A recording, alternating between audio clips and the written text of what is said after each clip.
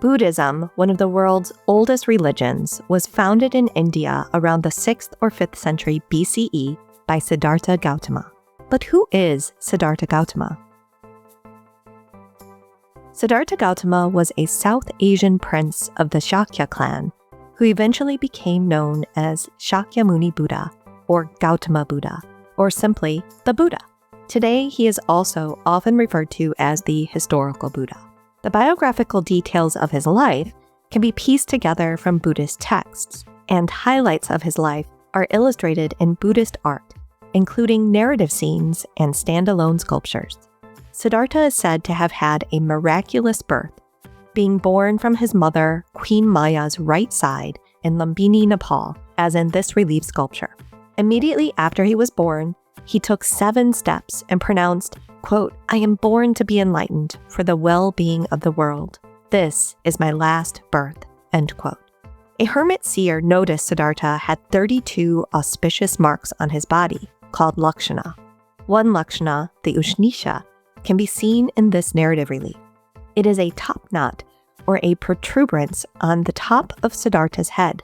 Another lakshana, commonly represented in Buddhist art, is the orna, or tuft of hair between his eyes, depicted as a circular dot on his forehead. Seeing these special marks, the hermit seer declared a prophecy or a prediction that he would either become a universal king or the perfectly enlightened one, or in other words, a Buddha. Brahmins or priests gave similar predictions. They told Siddhartha's father that if the young boy encountered the 4 sights, disease, old age, death, and asceticism, he would realize the impermanence of life and renounce his princely life of luxury. Asceticism is a lifestyle of extreme self-deprivation, often in pursuit of a spiritual goal, such as seeking the meaning of life. Siddhartha's father, wanting his son to become a universal king, sheltered and confined him to the palace. Eventually, when Siddhartha was 29 years old, he left the palace at night while everyone was asleep. He witnessed the 4 sights, one after the other, and felt troubled by the suffering he encountered. When he returned to the palace, he decided to renounce his life of luxury and become an ascetic to try to find a way to end the suffering of living beings. Siddhartha lived as an ascetic for 6 years, practicing extreme self-denial, a moment captured in sculptures like this one that show him severely emaciated.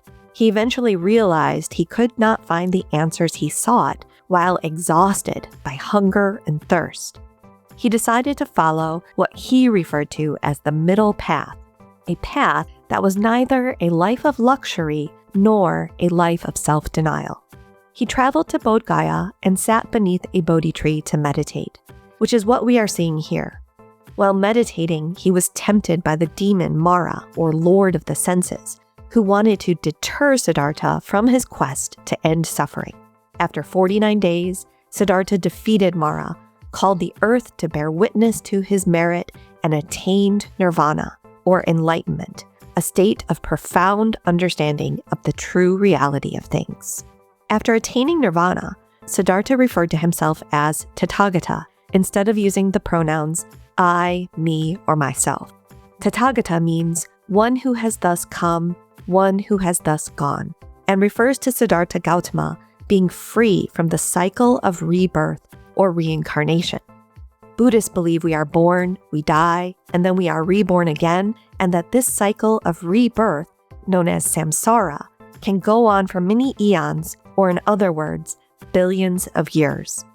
Buddhists believe the cycle of rebirth is a cycle of suffering because it involves birth, aging, sickness, and death. When Siddhartha achieved nirvana in Bodh Gaya, and later parinirvana, or nirvana after death, he was liberated from suffering and from being reborn again. After his enlightenment, Siddhartha's followers referred to him as the Buddha, or the awakened one. The Buddha spent 50 years traveling and giving sermons.